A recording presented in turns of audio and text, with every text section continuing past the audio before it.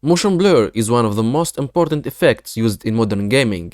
As an example, racing games use this effect to increase realism and the sense of speed.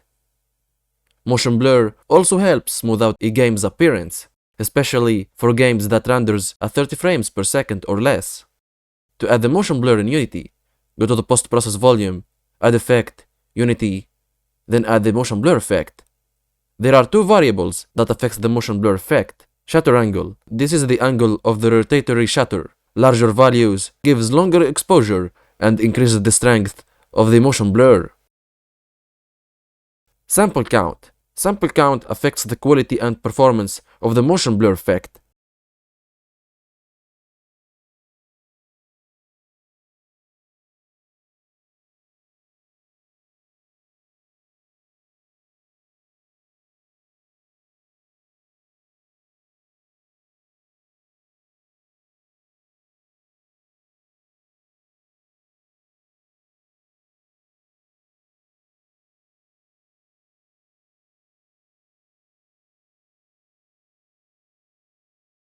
We don't need the motion blur for the scene, because in order to be able to see it, there has to be a significant movement in the camera. This is why we can remove it.